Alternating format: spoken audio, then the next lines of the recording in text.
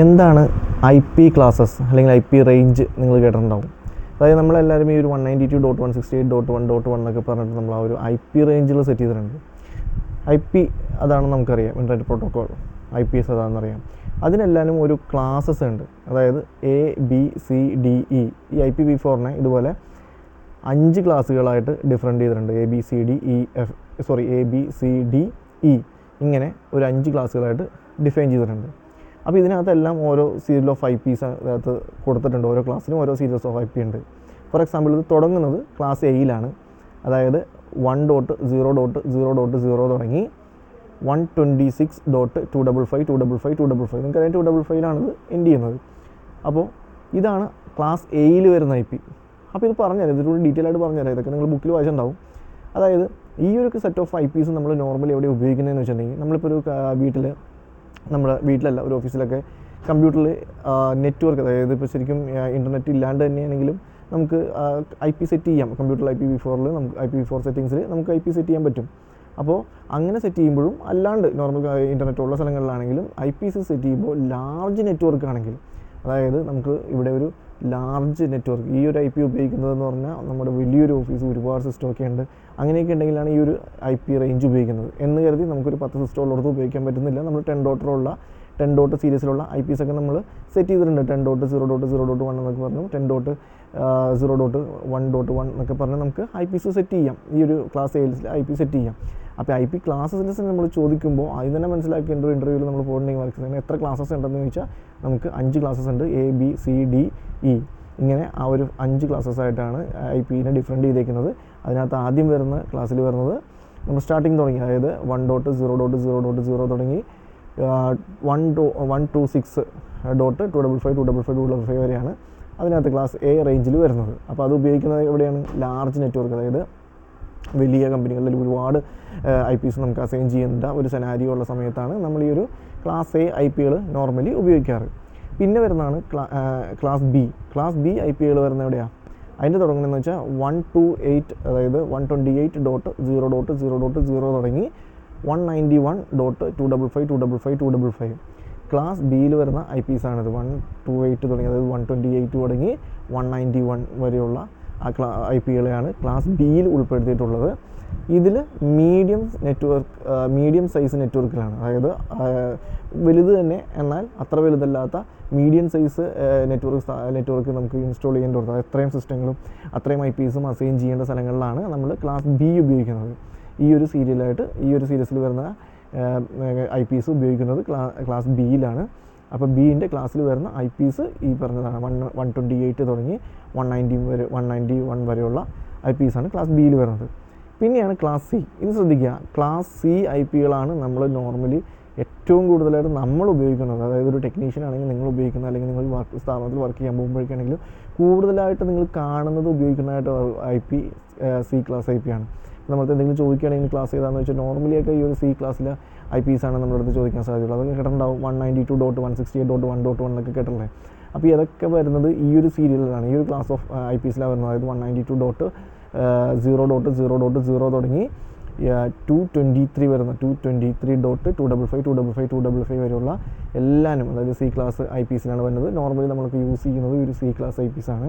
നമ്മുടെ വീട്ടിലൊക്കെ ആയാലും ഒരു മോഡം വയ്ക്കുമ്പോഴൊക്കെ അതിനകത്തുനിന്ന് സിസ്റ്റത്തിലൊക്കെ ഓട്ടോമാറ്റിക്കലി DSCP റൺ ചെയ്ത് വരുന്ന IPs, ഡൈനാമിക്കായിട്ട് വരുന്ന IPസൊക്കെ ഈ ഒരു 192 സീരീസിലുള്ളതായിരിക്കും, ലോക്കൽ ഏരിയ നെറ്റ്വർക്കിൽ വരുന്ന IPകളൊക്കെ.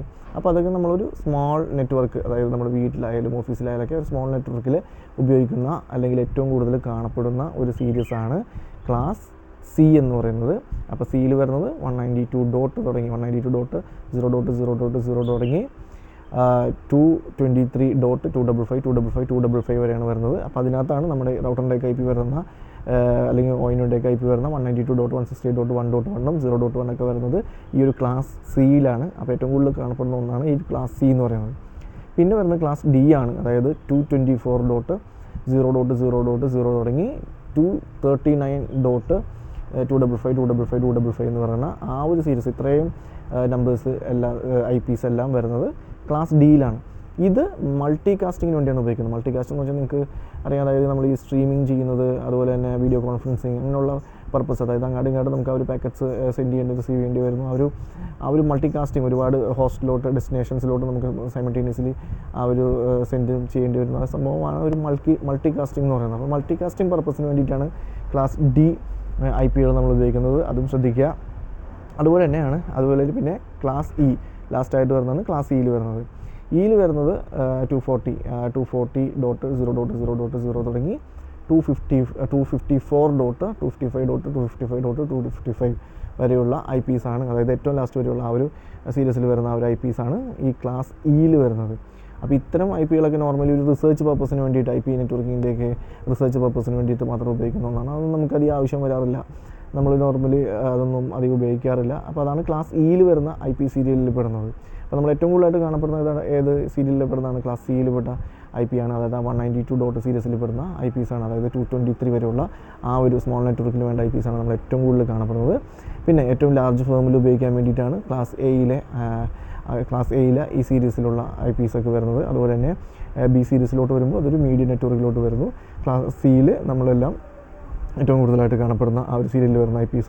അതുപോലെ തന്നെ ഡിയിലോട്ട് വരുമ്പോൾ മൾട്ടി കാസ്റ്റിംഗ്. അതുപോലെ തന്നെ ക്ലാസ് ഇയിൽ വരുമ്പോൾ നമുക്ക് അതിൻ്റെ റിസർച്ച് പർപ്പസിന് വേണ്ടിയിട്ടുള്ള IPs. ഇത്രയാണ് ആ ഒരു ക്ലാസസ് ഓഫ് IPs എന്ന് പറയുന്നത്. അപ്പോൾ നിങ്ങളൊരു കാര്യം ശ്രദ്ധിച്ചിട്ടുണ്ടാവും, അവിടെ ഒന്നും നമുക്ക് ഈ ഒരു IP കണ്ടിട്ടുണ്ടാവില്ല. 127 അതായത് 127.0.0.1 എന്ന് പറഞ്ഞ് ഇതെന്ന് പറഞ്ഞ ഒരു ലൂപ്പ് ബാക്ക് IP അഡ്രസ്സാണ്. ലൂപ്പ് ബാക്ക് IP അഡ്രസ്സ് എന്ന് പറഞ്ഞാൽ നമ്മുടെ സിസ്റ്റത്തിലെ ഹോസ്റ്റ്, അതായത് നമ്മുടെ ആ ഒരു നെറ്റ്വർക്കിംഗ് കാർഡ് വർക്കിംഗ് ആണോ അല്ലേ എന്ന് നോക്കാൻ വേണ്ടിയിട്ടുള്ള ഒരു, അതായത് ഇതിനകത്തോട്ട് പിങ് ചെയ്തിട്ടുണ്ടെങ്കിൽ നമുക്ക് അതിൻ്റെ റിസൾട്ട് വരുമ്പോൾ നമുക്ക് മനസ്സിലാവും വർക്കിംഗ് ആണോ, നമ്മുടെ നെറ്റ്വർക്ക് കാർഡ് നമ്മുടെ സിസ്റ്റത്തിൽ വർക്കിംഗ് ആണ്. കാരണം അതിൻ്റെ കംപ്ലയിൻറ്റ് കൊണ്ട് നമുക്ക് നെറ്റ് കിട്ടാതിരിക്കാം. അപ്പോൾ വർക്കിംഗ് ആണോ അല്ലേ എന്നൊക്കെ ഉള്ളത് നമുക്ക് അപ്പോൾ മനസ്സിലാവും. അപ്പോൾ അതിനുള്ളതാണ് ഈ ലൂപ്പ് ബാക്ക് അഡ്രസ്സ് എന്ന് പറഞ്ഞാൽ. അതിനെക്കുറിച്ച് നമുക്ക് കൂടുതൽ വേറെ വീഡിയോയിൽ പഠിക്കാം.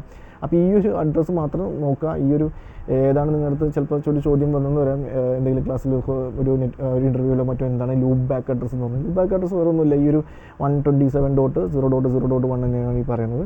അത് ഈ ഒരു നെറ്റ്വർക്ക് കാർഡ് നമ്മുടെ സിസ്റ്റത്തിൽ നെറ്റ്വർക്ക് കാർഡ് വർക്കിംഗ് ആണോ ഹോസ്റ്റ് വർക്കിംഗ് ആണോ എന്നറിയാൻ വേണ്ടിയിട്ടുള്ള ഒരു ടെസ്റ്റ് ചെയ്യാനുള്ള IP ആണ്, ലൂപ്പ് ബാക്ക് IP ആണ് ഈ പറയുന്നത്. അപ്പോൾ ഇത് മാത്രം ചിലപ്പോൾ ഈ ഒരു ക്ലാസ്സുകളിലൊന്നും ഈ ഒരു IP വിടുന്നില്ല, അല്ലെങ്കിൽ അതിപ്പോൾ കാണാൻ പറ്റില്ല. അപ്പോൾ അതിൻ്റെ കാരണം ഇതാണ്, ഇതൊരു ലൂപ്പ് ബാക്ക് IP അഡ്രസ്സാണ്. ചിലവർ ഇത് ക്ലാസ് ബിയിൽ ഇൻക്ലൂഡ് ആക്കാറുണ്ട്, എന്നാലും നോർമലി ഈ ഒരു IP ഡിഫറൻഷ്യനായിട്ടാണ്, അതായത് ഇത് സെപ്പറേറ്റ് IP ആണ് ആയിട്ടാണ് നമ്മൾ കാണുന്നത്. അപ്പോൾ ഇതൊക്കെയാണ് ഒരു IP ക്ലാസ് റേഞ്ചസ് എന്ന് പറയുന്നത്. അപ്പോൾ ഈ ഒരു ക്ലാസ് IP നമുക്ക് വളരെ ഇമ്പോർട്ടൻ്റ് ആയിട്ട് ഒന്നാണ്, ഇതെല്ലാവരും അറിഞ്ഞിരിക്കുക. പലപ്പോഴും നമുക്കിത് ആവശ്യം വരുന്ന ഒന്ന് തന്നെയാണിത്. അപ്പോൾ അടുത്ത ക്ലാസ്സിൽ നമുക്ക് സ്റ്റാറ്റിക് IP കുറിച്ച് പഠിക്കാം. കാര്യം ഇന്ന് സ്റ്റാറ്റിക് IP ആയിരുന്നു, പക്ഷേ ഈ ഒരു IP ക്ലാസ്സസിനെ കുറിച്ച് അറിഞ്ഞിരിക്കേണ്ട അത്യാവശ്യമായതുകൊണ്ട് തന്നെയാണ് നമ്മളത് ഇപ്പോൾ ഒരു വീഡിയോ ചെയ്തത്. അപ്പോൾ അടുത്ത ക്ലാസ്സിൽ നമുക്ക് വീണ്ടും കാണാം.